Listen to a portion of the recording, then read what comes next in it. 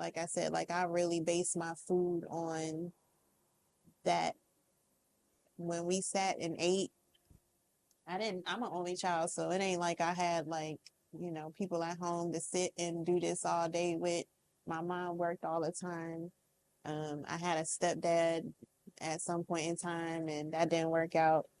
But and stepsisters too, and they not bad people. It's just I could see that the shit won't working. So to me, as a kid, as a military kid, brat, um, as an only child and a person with trust issues, deep trust issues, like I was just like, it ain't no point in me making a connection to nobody. Family, extended family, whatever. Like, I don't trust nobody. Same here. So I just, So, yeah, like my dad passed. My dad passed. It was about a year, maybe like 2 years ago. mhm, My dad passed, and I never really like my grieve. whole life. I never really I had a connection with him, but it wasn't like the right connection. I realized that when I started doing the photography because I seen how families were with their dads and stuff like that. And I had a connection with my dad, but then, as I got older, I started realizing like, dang, we don't even see, like, I can't get no wisdom from this. My dad has, the last time when I saw him, he was like, you know, may he rest in peace. But like when I went to go see him, he was just like, yeah, let's go get something to drink, get some bitches, this and the third. And I was like, I said, damn, my daddy failed me. Because I didn't want my dad. That was the last thing I would wanted to hear from my dad was like, let's go get some drinks, get some bitches. I was like, I need wisdom, Dad. I really came to you for some help. You know what I'm saying? Like I'm struggling with life right now. You know what I'm saying? I need just some words of encouragement, but drinks and but I understand because I had people I record that was on the radio and stuff. And so a lot of my family members thought like I had made it or something. Like I made it big, like I, got this money that I ain't got. Like, nah, I'm a penny pincher. Like everything I got is in like minutest pieces, like so small, like but when you see it, when you walk in and you see it, it's like, oh, you got all of this. Like Like, nah, this it is an took me investment. years to get this, Yeah, this is. like years, like. But Yeah, I understand. I have like a whole storage full of when I had a store, like I had a bakery you could walk into. a bakery. hmm Man, what happened to the bakery? I had to close my doors because it was just so my childhood caught up to me Hmm. where I did not. So was it a childhood or was it a nigga? I mean, it was a little bit of both, but it was like so me knowing the relationship wasn't working. So I have two kids. I was married the first time, second time I wasn't. But, that whole thing where you were like, people would come around for a certain thing. And then once that need or that person, basically, once they drain everything that they Need ran got, out. The need of you ran out. They leave. yeah, Yeah. once you can't fulfill that for them no more, you done. That's what happened. So, and I couldn't understand like what, like how you why are you like this? Like I don't understand what is going on. So, and I've been an entrepreneur for years. Like I was doing real estate when I met him, and when he came through, it was kind of like, yeah, I'm gonna be that nigga for you. So we ended up accidentally getting pregnant, but I was still happy about it, and it just kind of turned into like, okay, maternity leave came. He started like changing like during the pregnancy. Mm. But I was, I was kind of in that postpartum phase or whatever and didn't realize it after the fact. So anyways, I could see like the relationship was going downhill. So in my mind, I'm just like, well, God, I don't know what to do.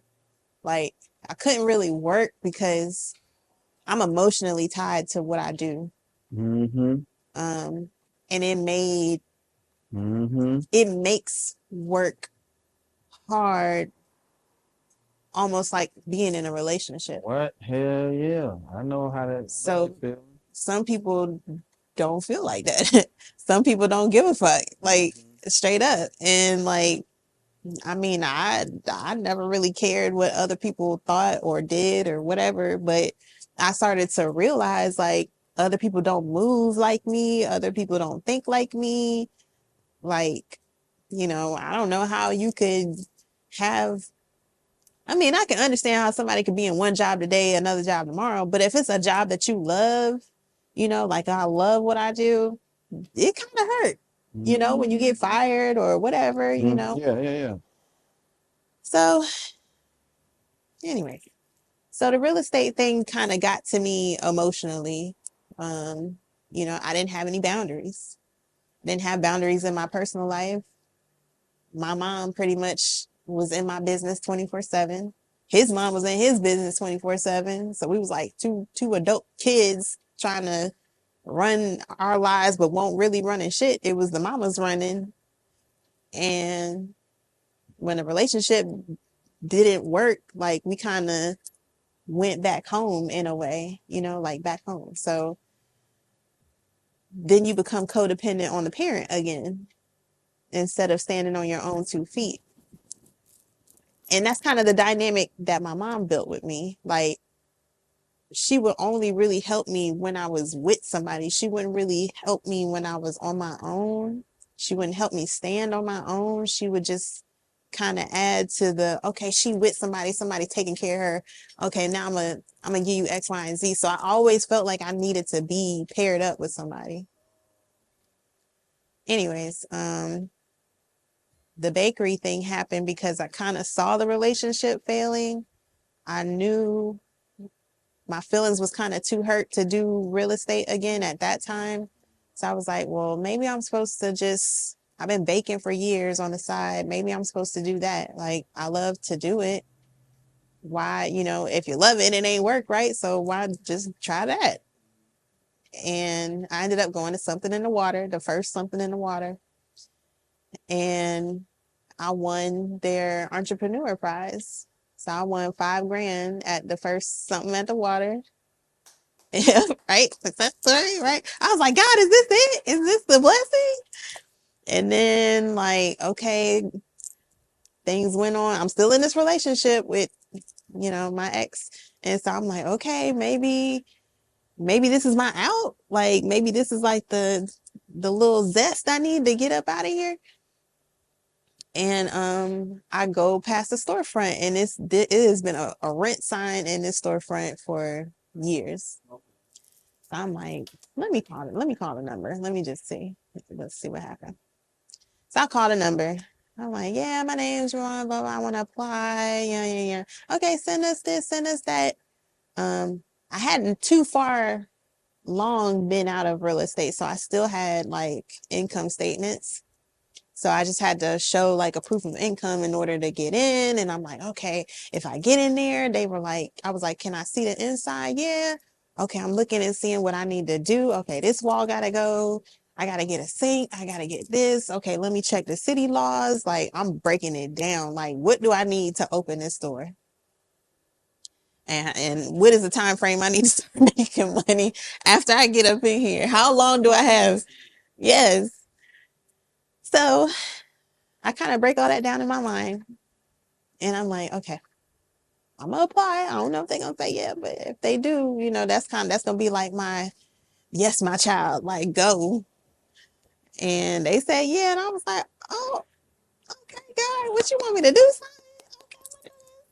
So I signed my lease in March 2020.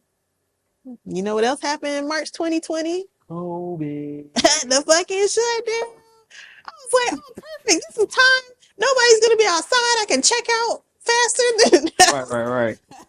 I was like obnoxiously overly optimistic about everything. I was like, yeah, I can just check my shit out. Ain't nobody going to the store. They were scared. I was like outside, just put my mask on, buying all my construction shit at Lowe's. Hey, how you doing? Excuse me. Like I built my store. I broke my walls down. I built my walls. I did it. Yes, Yeah. I did it. Yeah. And I was like, this is the best shit ever. Like, why wouldn't this work? I don't know. Like, nothing was like, hey, it's COVID outside. Ain't nobody trying to buy a cake. And I was like, fuck that. They gonna buy these cakes. So I love it. I just kind of went with it. And I was like, it was almost like I didn't, instead of maybe, I don't even know if I could have, honestly, realistically. Instead of like fixing the relationship problem, I kind of just made the store like my boyfriend. So I was like, I'm gonna just be over here. You know what I'm saying? Like, I don't see nothing wrong with that. I mean, Listen, I'm married, and if you own the wave, then you own the wave. But if we ever have to have a conversation about time, you can do two things. You can rock out with me and work alongside with me, or two fingers in the air, bro. it's got to You know be, what you can do? yeah. You can fill out an application and go get you a whoop wop like this. Bam. But you know what I can't do? Can't eat if I ain't working. I can't eat. The mathematics is too simple. So I definitely understand. I didn't even start scaling until I realized how to like love myself. You got to fall in love with yourself. You do. I had to fall in love with myself. And you have to have a work-life balance, which I didn't have. And I still kind of struggle with. Yeah, I don't think I got one. It is necessary. I don't think I got one. I I think mean, I got one. I do have one, but my balance is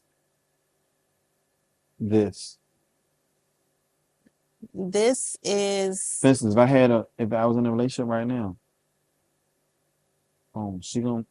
she probably gonna meet me here if she's like into me like that, or she's gonna be like, but not let me come always see though. her. She'll let me come see her when I'm finished. But to make me get off my job, No, not to make you get off the job, but the things that, so like the relationship that I was in wasn't perfect. There were things that I could have worked on, which is why I'm kind of like, I mean, could I have worked on it? Maybe, but the other party got to be willing too, right? mm, So it can't just be you mm, doing all the damn fixing. mm, But what I learned about my work-life balance is the whole reason, because I had kids before I had a child before I became an entrepreneur. I became an entrepreneur because I wanted my time with the family that I built. So I didn't really have that, like, growing up as an only child with very absent parents. So to me, my relationship with my child and eventually children, that was important for me. Um, what happened after a while, I started to see is that I was working so much that, yeah, I wasn't necessarily in my romantic relationship, that partnership as much, but I also started being absent from my kids. I started turning into my mom, mm, which is something that I hated. I started turning into all the shit that I said I didn't like. Overworking, mm. not having no time with my kids missing me or showing up late to family events or, like that's not the type of parent I wanted to be. That was literally like not the reason I wanted to be an entrepreneur so I could do what I wanted to do when I wanted to do it. And then sometimes I started to feel like, damn, I'm making a birthday cake for a nigga I don't even know. You know what I'm saying? But I'm showing up late or feeling like I'm rushing to get my own children's birthdays together. I don't like that. That's not what I did this for. So I had to kind of reassess, like, what am I doing this for? Who am I doing this for? I'm doing it for me. I'm doing it for them. Um, and I guess if there's ever a partner, like somebody's gonna have to be understanding of that dynamic as well. But that like that polarized, meaning like it's always gonna kind of have to be like this. You kind of gotta let that go a little bit. For it might work now, but I think if somebody came in the future, like you would come to a point where you would kind of reassess some things, or at least I didn't have boundaries with like my clients and like, oh, I need a cake today. Can you make me a cake in the next 5 hours? And yeah, I was doing it. I was like, yeah, I can make you a cake. Crying. Like, it was dumb. It was real dumb. It was stupid. So what do you think, right? Yes. Say your name, what thing, what social media, all that stuff. Is the thing recording? You gotta say your name, but you gotta say. I'll say it. Okay. My name is Jovon Rivera. I own Sweet Redemption Bakery, and you can find me on Instagram at Sweet Redemption Bakery, at Sweet Redemption Bakery, and also at Eat Cake and Heal, and on Facebook, Jovon Rivera. Ta-da!